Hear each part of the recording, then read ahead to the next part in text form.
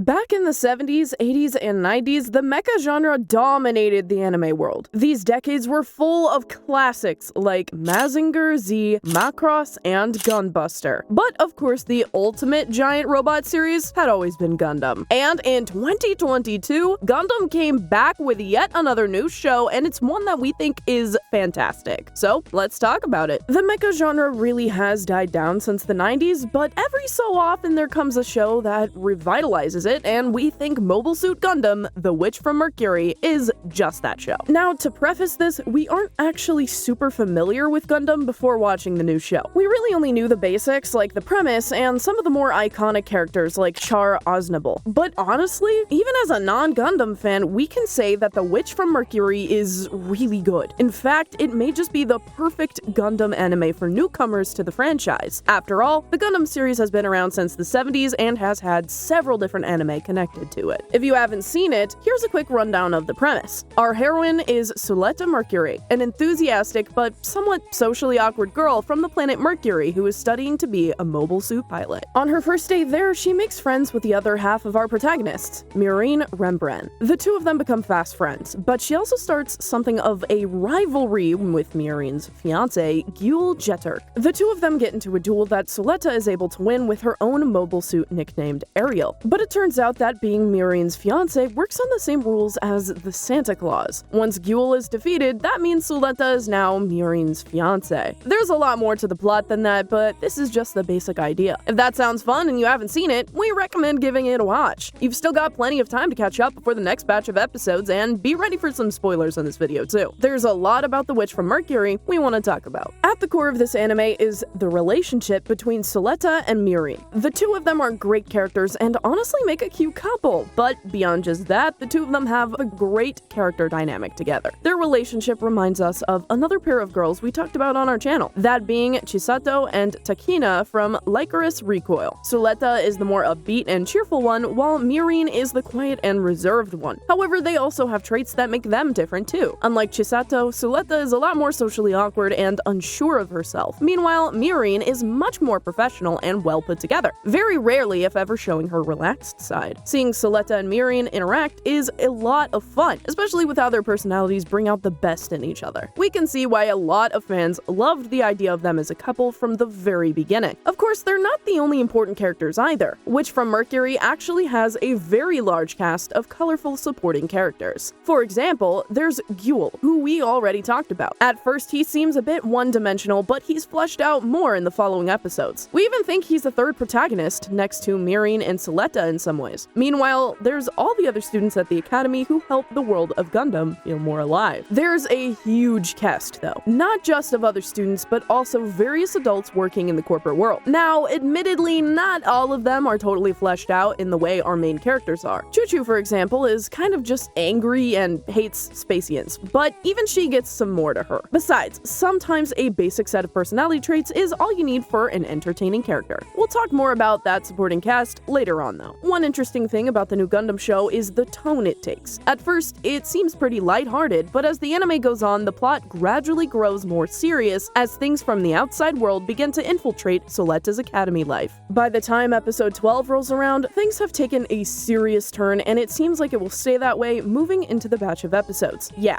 don't be fooled by the lighthearted tone of the first few episodes. This is still a Gundam show after all. If you started watching just for the cute relationship between Suletta and Murine, be prepared for that. The progression and gradual tone change feels natural, though. When some shows shift their tone, it can feel a bit jarring, but Witch from Mercury handles it pretty naturally. The first real indication of how dark things are gonna get happens at the end of episode 6. And by the time we get to the final episode, the change feels more natural. So props to them for pulling it off well. We're honestly a bit anxious as to see what will happen next. Episode 12 ended on a serious cliffhanger, but until then, we'll just have to wait for the second batch of episodes. Now, of course, this wouldn't be a Gundam show without giant robot action, and this anime more than delivers on that front. The action here is very fast-paced. Once a duel begins, it never really slows down until the very end. Another interesting thing about the action is that for most of the show, all the fights are school-sanctioned duels, so you can be sure that nobody will be seriously hurt. This is another part of what makes the final episode of Gundam so intense. It's the first time we're actually seeing a real battle where people could get hurt or die. It's not all robot lot of action all the time though, there are plenty of slower character-driven scenes. Sometimes they'll go a whole episode without a fight too, like how episode 8 is mostly spent at a business conference but still manages to be interesting. Now, one slight problem the new Gundam show has is that some of the world building and exposition could be better handled. On one hand, we get why they stopped to explain things. This series isn't a follow-up to any previous Gundam shows, so explaining the world does make sense, but we just think it could be handled better. Take episode 2 for example, where we have a long scene of several characters discussing whether or not Soletta's mobile suit is a Gundam or not.